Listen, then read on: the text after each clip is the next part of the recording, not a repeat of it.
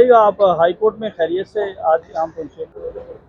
अपनी गवर्नमेंट का शुक्रिया अदा करने आया हूँ मैं, जिसको सारे लाहौर में मेरे घर पे पीपल्स पार्टी का झंडा लगा हुआ है। मेरी बेटियां शादीशुदा हैं, वो अपने घरों में रहती हैं। वो एक जो है वो गिरफ्तार है, पिछले 20 दिन से उसको इनलीगल डिटेंशन में रखा हुआ है। कल रात पुलिस वाले 2 दर्जन से ज़्यादा पुलिस वाले मेरी उस माँ के घर में पहुँचे, पहले जो कोमे की हालत में है, जिसको लेके हम हॉस्पिटल में हैं पिछले 4 दिन से।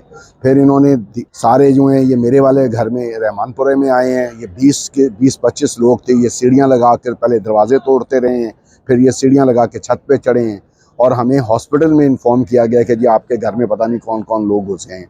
इसलिए मैं अदालत के पास आया हूँ कि अल्लाह के बंदो इनको रोको। ये क्या, ये ज़बरदस्ती लोगों को प्यार पैदा करना चाहते हैं अपने दिल में। इस तरह तो किसी के दिल में किसी के लिए प्यार पैदा नहीं होगा।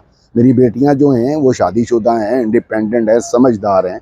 अगर उनके साथ किसी को इशू है और वो अंदर है तो उसको अगर मुझे मौका दिया जाएगा, मुझे तो उस तक पहुंचने की एक्सेस ही नहीं दी जा रही। अगर मुझे एक्सेस दी जाएगी तो मैं उसका पॉइंट ऑफ व्यू मालूम करके आगे किसी के साथ शेयर करूंगा ना। अगर आप उसको उसकी पूरी फैमिली को टारगेट करना शुरू कर देंगे, जिनका कि मैं बुनियादी तौर पे पीटीआई का इंतहाई नाकत हूँ। मुझे इमरान खान, आज भी मैं उन लोगों को मुजरिम समझता हूँ जिन्होंने इमरान खान तख्लीक किया।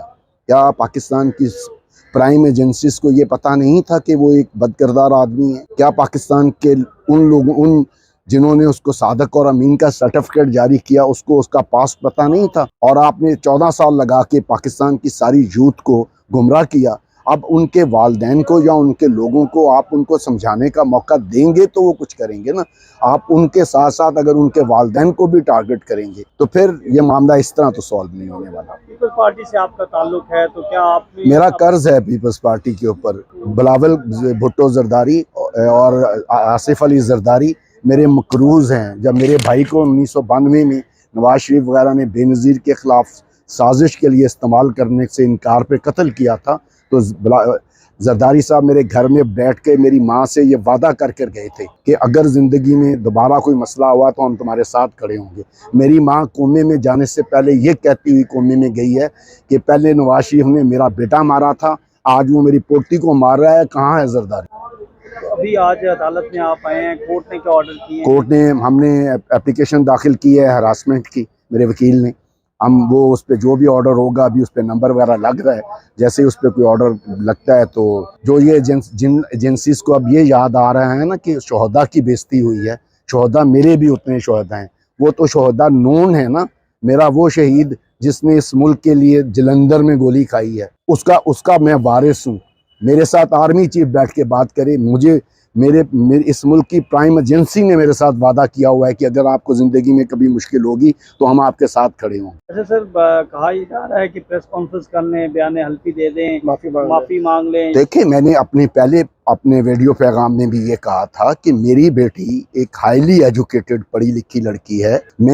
वो मेरे से 1 साल से इस बात पे नाराज़ हैं और वो मेरे घर में नहीं आती कि आपने हमारे लीडर को बुरा कहा, जबकि मैं उसको बुनियादी तौर पे एक बुरा आदमी समझता हूँ। तो अगर मेरी उनके साथ नाराज़गी है, लेकिन क्या कोई शख्स अपने बच्चों को नाराज़गी की वजह से मौत के कुएं में जाता हुआ जाने देता है? मैं आज उसके साथ खड़ा हूँ, खा उसका नज़रिया कोई भी हो।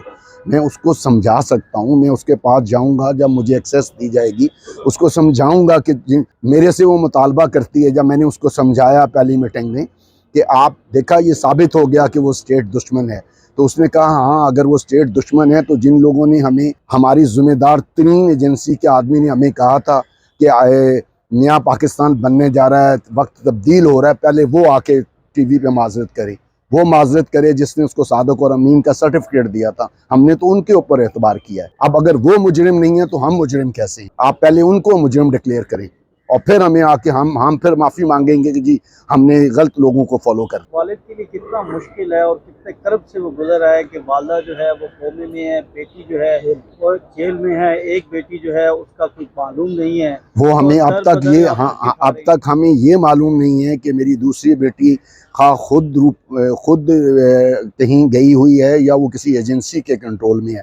जिस बेटी को हमने प्रोड्यूस करवाया, उसको प्रोड्यूस करवाने के लिए जिस मुल्क में SHO जाली हल्फनामा दे दे और जज साहब ये फरमाएं कि जनाब वो गैलेक्सी क्या लिबर्टी में क्या लेने गई थी, उस मुल्क में बुनियादी इंसानी हकूक़ की हालत का अंदाज़ा लगाया जा सकता है कि लोग किस कदर परेशान हैं। भुट्टो साहब, बिलावल भुट्टो को क्या मैसेज देंगे? बिलावल भुट्टो से मैंने 1992 में जरदारी साहब मेरे घर में बैठ के वादा करके गए थे कि ज़िंदगी में जब भी तुम्हें कोई काम होगा हमें बताना। मैं बतौर नाज़म, बतौर टाउन नाज़म, बतौर पीपल्स पार्टी सदर आज 1986 से पीपल्स पार्टी के साथ हूँ। अब हूँ और रहूँगा। मुझे उनसे अपना कर्ज लेने में कोई दिलचस्पी नहीं है। मैंने अपना भाई का कसास सिर्फ इसलिए माफ़ कर दिया था कि पीपल्स पार्टी ने नून लीग के साथ COD कर लिया था और मैं ये समझता था कि इसमें पाकिस्तान के लोगों के बुनियादी हकूक़ जो हैं वो सेफ हो जाएंगे। इसलिए मैंने उस सारे मामले को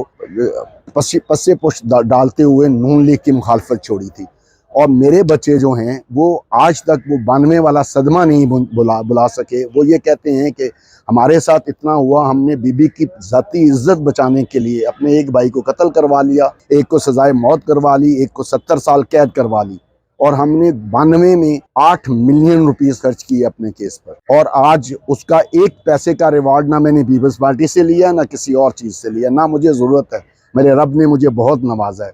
अब भी मुझे किसी से कोई उम्मीद नहीं। मैं अपने रब के साथ हूँ। मेरी माँ जो है उसने अपना मुकदमा जरदारी वाला भी और नवाज शरीफ वाला भी अपने रब की अदालत में कर दिया है। और मैं आर्मी चीफ से ये मुतालबा करता हूँ कि मेरा कर्ज उन पर है, वो मेरा कर्ज अदा करें। बुलाएं लाहौर में प्राइम एजेंसी के जो ब्रिगेडियर इसको लुक आफ्टर कर रहे हैं, उन्हें कहें कि मुझे बुलाएं। मैं उनको बताता हूँ कि इस मुल्क के लिए जो नॉन शहदा हैं उनकी क्या खिदमत हैं और हमारी क्या खिदमत। फिर क्या वजह है कि आप पीपल्स पार्टी का झंडा जो है वो आज तक अपने घर से मैं नजरियाती तौर पे पीपल्स पार्टी के साथ हूँ। मैंने 1986 में टॉप किया था साउथ एशिया में यूथ लीडरशिप में और मैं एक बाशऊर पॉलिटिकल वर्कर के तौर पे लेफ्ट विंग की पार्टी के साथ हूँ। मुझे उससे कुछ लेना देना नहीं है। मेरे नज़रियात हैं कि मुल्क में लेफ्ट विंग की पॉलिटिक्स होनी चाहिए, इंतहा पसंदी की पॉलिटिक्स नहीं होनी चाहिए। मैं इस वजह से पीपल्स पार्टी के साथ हूँ।